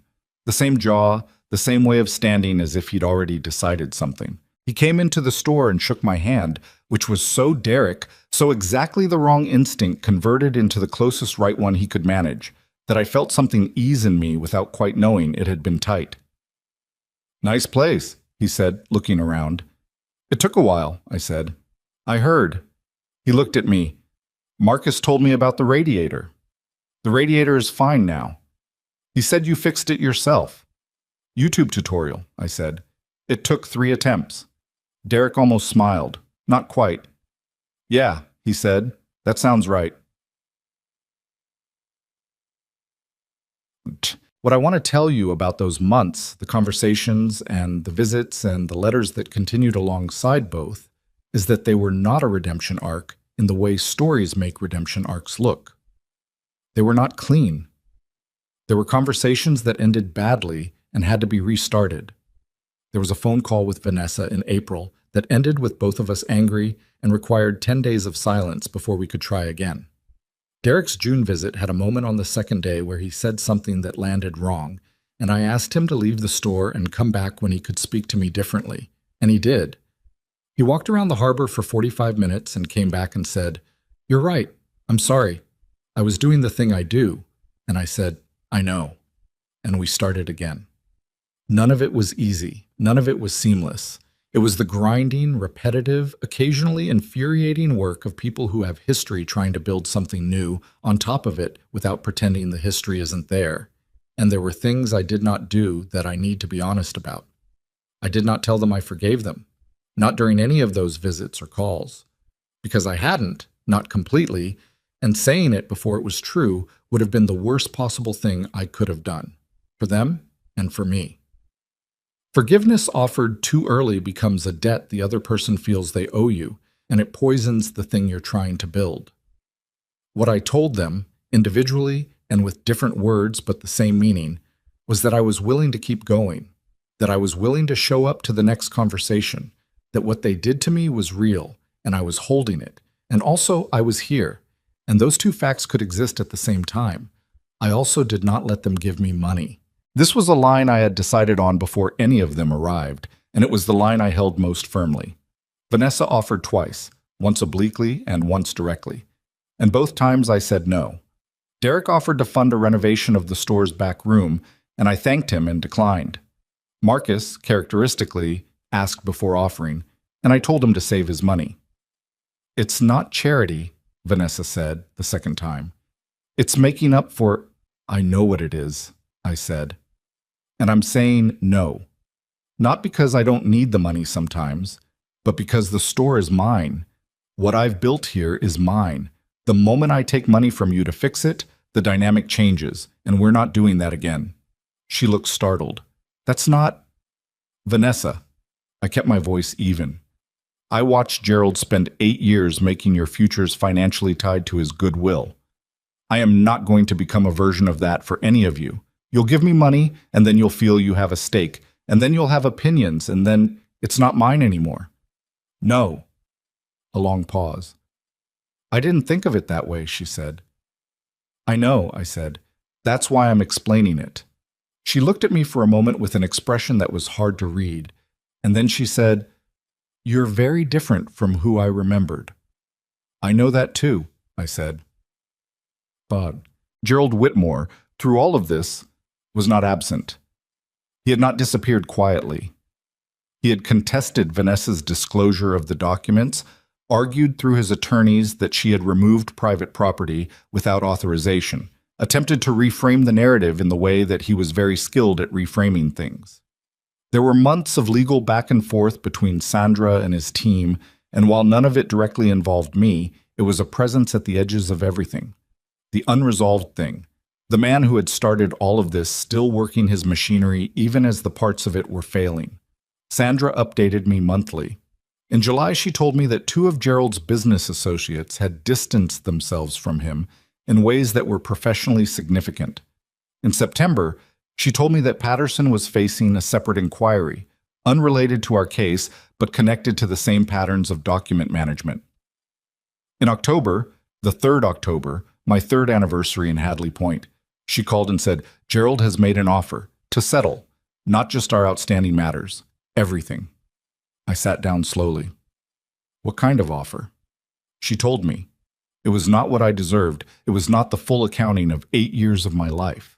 But it was real money, and it was formal acknowledgement in the settlement language, and it was Gerald Whitmore putting his signature on a document that said, in the careful language of legal settlements, that things had not been handled correctly. Take it, I said. Claire, we might be able to... Sandra. I thought about all the things I could do with the energy of continuing to fight, all the things I'd rather do with that energy. Take it. I want this done. She took it. The settlement was finalized in November, and Sandra sent me a bottle of wine that I shared with Ruth Ann at the store counter after closing, and Ruth Ann said, Is this what winning feels like? And I said, Well, winning would have been not needing to fight in the first place. And she thought about that and then said, Fair enough. And we drank the wine anyway. The boundary conversation, the one I had been building towards since Marcus's first visit, the one that needed to happen with all 3 of them individually before anything could truly move forward, happened on different days and in different forms, but the core of it was the same each time. With Marcus, it was in February of the following year, on a second visit, a longer one.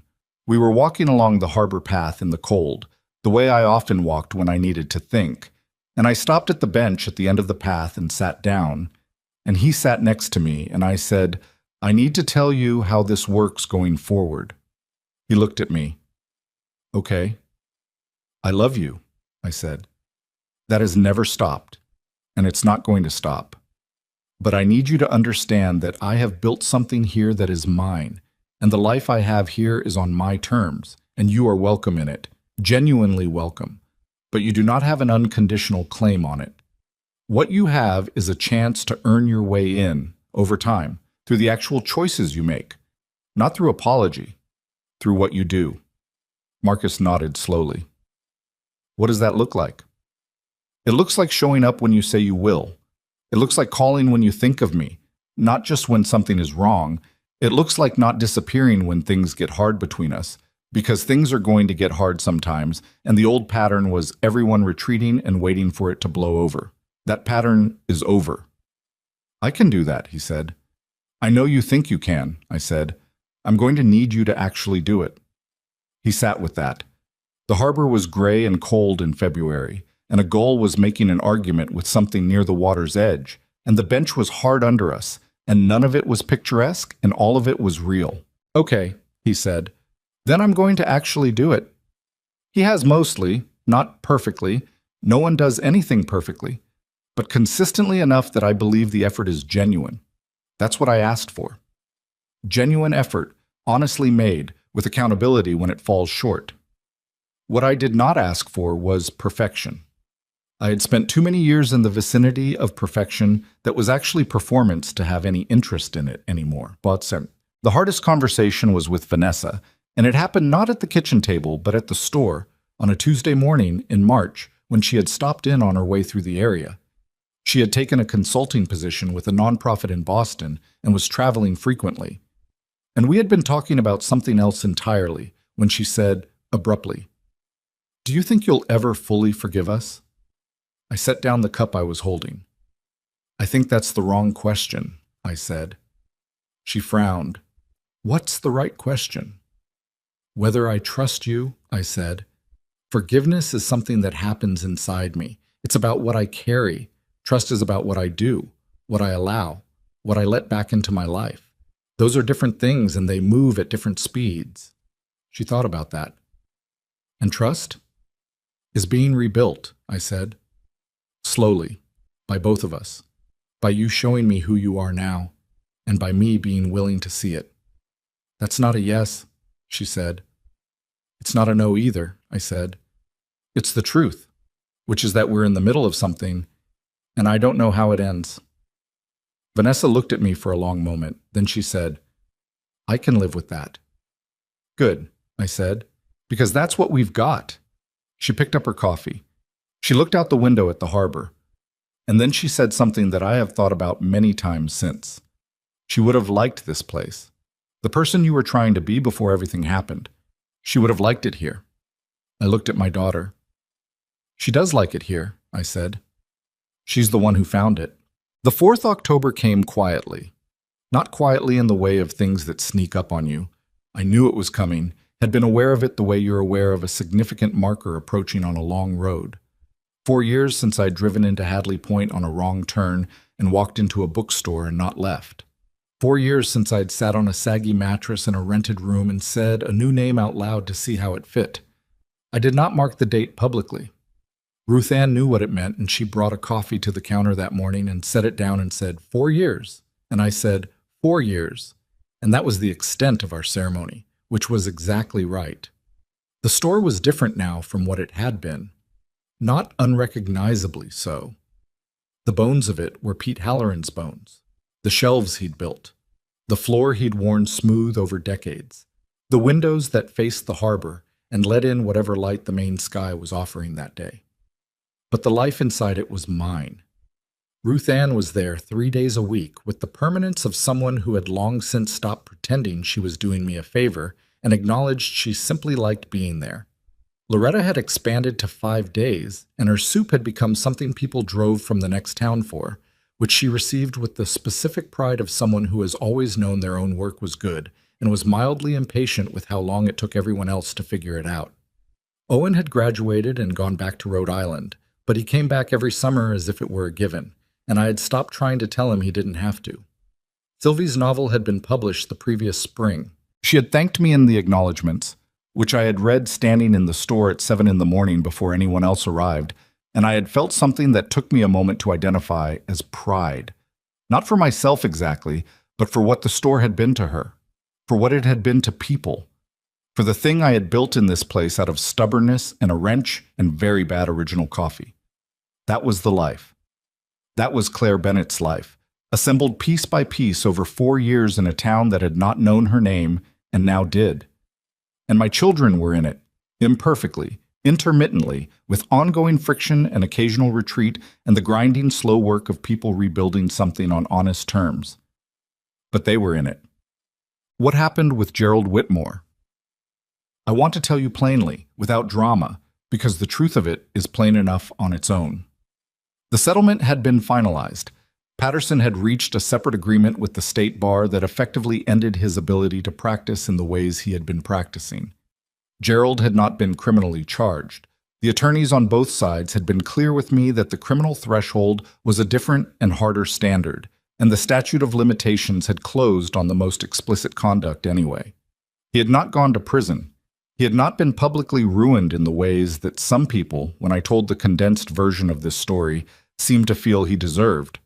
What he had was a financial settlement that cost him significantly, a professional reputation that had developed very specific cracks in very specific circles that mattered to him, and 3 stepchildren who no longer returned his calls.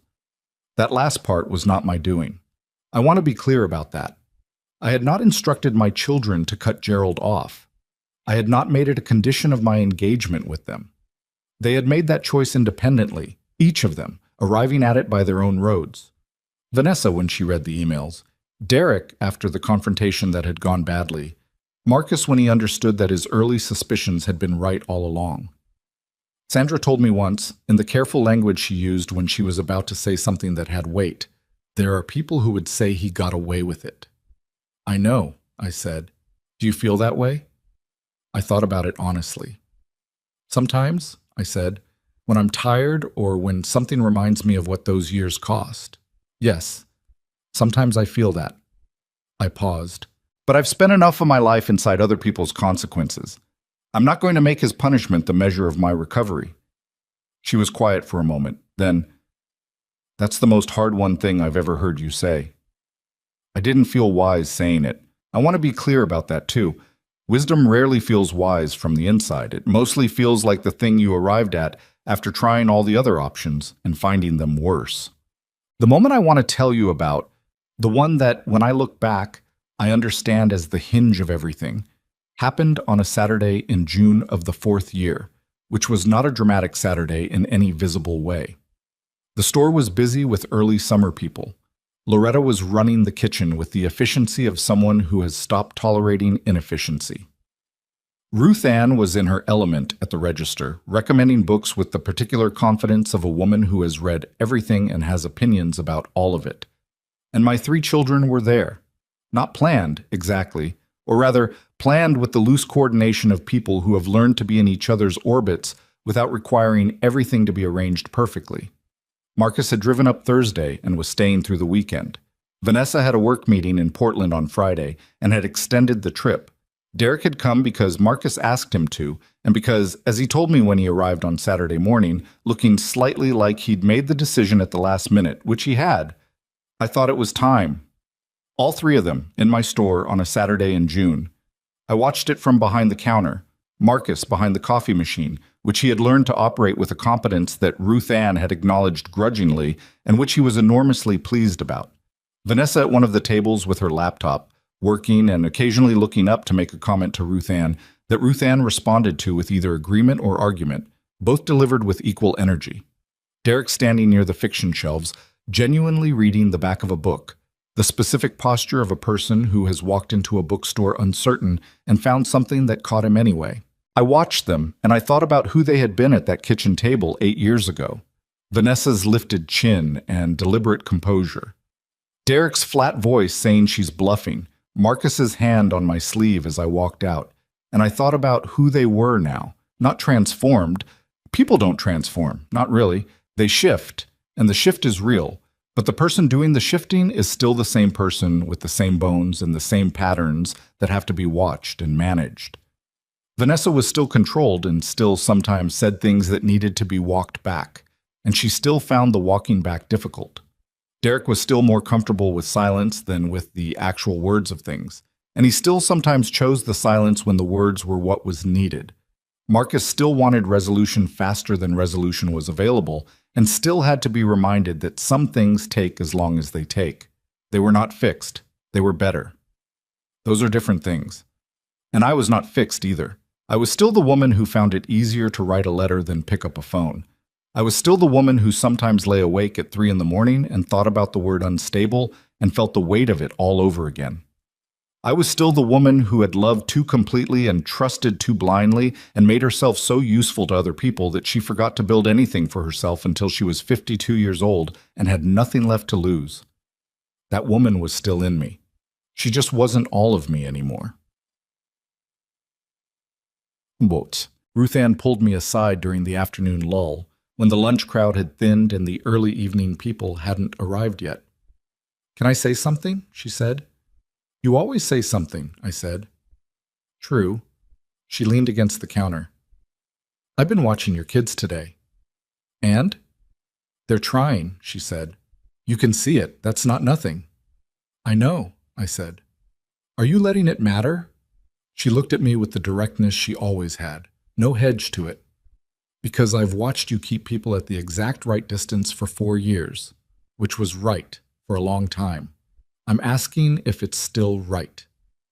I looked out at the store, at Marcus laughing at something a customer said, at Vanessa, who had closed her laptop and was actually talking to Sylvie, who had come in for her Tuesday coffee 2 days early and was currently telling Vanessa things about the publishing industry that Vanessa was receiving with visible interest, at Derek, who had put down the book and was helping an elderly man reach something on a high shelf without being asked, without making a show of it just because he saw that it was needed. "I'm working on it," I said. Ruth Ann nodded. "Good," she said, and went back to the register. That evening, after closing, the 4 of us ate dinner in my apartment. I cooked.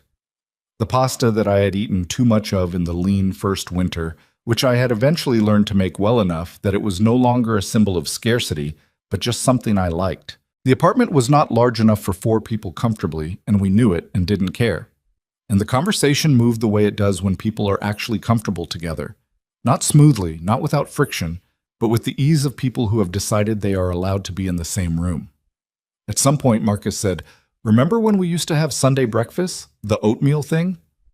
I looked at him. "I was thinking about that recently," I said. "The maple brown sugar," he said. "I don't know why I stopped eating that." "You decided you were too old for it," I said. "You were 13. "That's extremely embarrassing," he said. 13-year-olds are idiots." "You were not an idiot," I said. "You were 13. There's a difference," Vanessa said, without looking up from her plate. "He was a little bit of an idiot." "Vanessa," Derek said, in the tone of someone trying not to laugh. "What?" "He was," Marcus pointed his fork at her. "You are not the authority on idiot behavior in this family." "I absolutely am, because I have records." "You don't have records." "I have a very good memory, which functions as records." I sat at my kitchen table with these 3 people and listened to them argue about something that meant nothing, and I felt something move in my chest that I recognized as love. Not the complicated, tangled, grief-adjacent love of the past 8 years, but the simpler, older love of a mother at a table with her children, the kind that preceded all the damage and had apparently survived it. I did not say any of that out loud. I just sat with it. That felt like enough. I want to talk to you directly now. Not as a storyteller arranging events into a shape, as a woman who has been through something and come out the other side and has thoughts about what it means. The thing people get wrong about stories like mine, the thing I got wrong for years, is that the opposite of being erased is being found. By the people who erased you, specifically. Coming back. Being seen again. Reconciliation as the destination, the proof that you mattered. That's not it. The opposite of being erased is building something so undeniably yours that erasure becomes impossible. Not because anyone is watching, because you are watching, because you know what you built and why and what it cost, and you would do it again. Diane Mercer was erasable because she had poured everything she was into other people's containers. Her children's futures, her husband's household, Gerald's comfortable life. She gave and gave and gave until there was nothing with her own name on it, nothing that was hers in the specific, irreducible way that means something cannot be taken without her permission. When Gerald moved to make her peripheral, there was no structure in place to resist it. She had built no walls because she had not understood that walls are not for keeping love out. Walls are for knowing where you end and someone else begins. That is what I had to learn. At 52 years old, on a saggy mattress in a rented room in a town I had found by accident, that the most important structure a person can build is the one with their own name on it, not in defiance of love, not instead of love, alongside it, as the foundation that makes love possible rather than dangerous. My children came back, and I am glad they did. I will not pretend otherwise. The gladness is real, and it is large, and it sits in my chest every time I think about Marcus at the coffee machine and Vanessa arguing with Ruth Ann and Derek quietly helping a stranger reach a high shelf. That gladness is real. But if they had not come back, if the documents had never been found, if Marcus had never sent that first message, if the whole architecture of Gerald's manipulation had held and my children had stayed exactly where they were, I would still have a life worth living. I would still have Harbor books. I would still have Ruth Ann and Loretta and Sylvie's acknowledgement and the harbor outside my window and the mismatched chairs and the feeling of standing in something that I built with my own hands from almost nothing. That is the thing I needed you to understand, not as comfort, as instruction. You do not wait to be found. You build something so real, so entirely yours, that finding yourself becomes possible regardless of what anyone else decides. Gerald Whitmore, as far as I know, still lives in Columbus. I have not spoken to him since the settlement, and I do not intend to. There are people who ask me whether I want an apology from him, whether I would accept one, whether the story would feel complete if he showed remorse. I understand the impulse behind that question. Remorse from the person who hurt you can feel like the final piece of something. But I stopped needing pieces from Gerald a long time ago. He can keep his remorse or his lack of it. Both belong to him, not to me. What he did to my life, he did, and what I made of my life after is mine. Those two facts exist in the same story, and I am done trying to make them cancel each other out. What I know about Gerald Whitmore is that he spent decades building influence over other people because he did not have enough sense of himself to exist without it. He needed to be the most important person in every room, the provider everyone depended on, the man without whom nothing worked. That is a terrible way to live. More terrible than anything he did to me, though I say that with full awareness of what he did to me. The hunger that drove him, I would not trade my life for it, not for a single day of it. I have never been the most important person in a room. I have been, at various points, the person who kept the lights on, and the coffee running, and the shelves stocked, and the Thursday nights happening. I have been the woman at the counter who remembers what you were reading last time and already has the next one set aside. I have been the mother who was not there, and then the mother who came back in a different form, and the woman who learned to love her children from a new position, one with a floor underneath it. That floor is mine. No one gave it to me. No one can take it. On the last evening of the June visit, Derek and I walked the harbor path after dinner. The others had stayed at the apartment. I could hear them through the open window as we left, Vanessa's voice and Marcus's laugh layered over each other. We walked in the quiet that was comfortable now, the quiet that had taken time to become comfortable. At the bench at the end of the path, the bench with the worn plaque, we stopped, and Derek sat down, and I sat next to him, and we looked at the harbor for a while. "I keep thinking," he said eventually, "about what you said to us that day. In the kitchen, right before you left." "Which part?" I said. "The part about losing you." He looked at the water. "You said if we stood with him, we would lose you. Not because you'd walk away angry, but because you couldn't be the mother we deserved if you kept accepting what was happening." "I remember," I said. I told Marcus you were bluffing, he said. It was not the first time he had said this to me. He kept returning to it, the way you return to the place where you made a wrong turn, not to punish yourself, but to understand it well enough that you don't do it again. You thought I needed you more than I needed my own dignity, I said. A lot of people would have. You didn't. No, I said. I didn't. He was quiet for a moment, then, I'm glad you didn't. He said it with the plainness that was the most honest thing about Derek. No ornamentation, just the true statement, laid down like a tool placed carefully on a table. I'm glad you left. Not because it didn't hurt, because it did, but because if you'd stayed, you would have just gotten smaller and smaller until there wasn't enough of you left to come back from. I looked at my son, 32 years old, this careful, compressed man who had his father's jaw and his own particular courage that expressed itself through action rather than words. Yes, I said, that's exactly what would have happened. So I'm glad, he said again. Even though it was the worst thing that ever happened to me, I'm glad you went and built this. He looked back at the store, just visible at the end of the path. I'm glad there was something to find. The harbor moved. The light was doing what it did at that hour in June in Maine, going gold at the edges, that extravagant coastal light that felt like it was trying to compensate for the winter by being extraordinary now. A boat came in. The gulls made their arguments. Me too, I said. We sat there for a little while longer, the two of us, on the bench with the unreadable plaque, and the evening came in slowly off the water, and there was nothing that needed to be fixed right now. Nothing that required words or negotiation or the hard grinding work of rebuilding. Just the harbor and the light and my son beside me and the store at the end of the path with my name on the door. Not Diane Mercer's name. Not the name of the woman who had made herself small enough to be erased. Claire Bennett. The name I chose.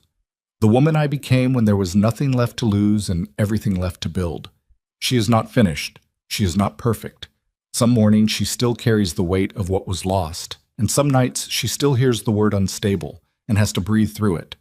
She still makes mistakes in her store and in her relationships and in the quiet of her own kitchen at 3 a.m. She is not the woman who emerged whole and healed from the fire. She is the woman who walked through it and kept walking and learned that the direction you're moving matters more than the condition you're in when you start. If you are carrying something heavy right now, something someone did to you, something you lost, something that was taken before you understood it could be taken, I am not going to tell you it gets easy. I am not built for those kinds of reassurances, and neither, I suspect, are you, if you have stayed with me this long. What I will tell you is this: the life that belongs to you is not the one that gets handed back. It is not waiting on the other side of someone else's apology or someone else's acknowledgement or someone else's change of heart. It is the one you decide to build on whatever ground you can find, with whatever tools you have, starting from wherever you are right now. Diane Mercer waited her whole life to be seen by the people she had given everything to. Claire Bennett stopped waiting and built something that could be seen from the road. That is the difference. That is the whole difference. And it was the hardest thing I ever did, and the most necessary, and I would not trade a single winter of it. Not the radiator, not the pasta, not the saggy mattress, not the nights on the kitchen floor, for the comfortable life I had before, which was not really mine at all. The harbor is outside my window. The store is on the corner where I left it. My children are in my life, imperfectly and honestly, on terms we built together from the rubble. And Claire Bennett is still here. Still here, still building, still, after everything, entirely her own.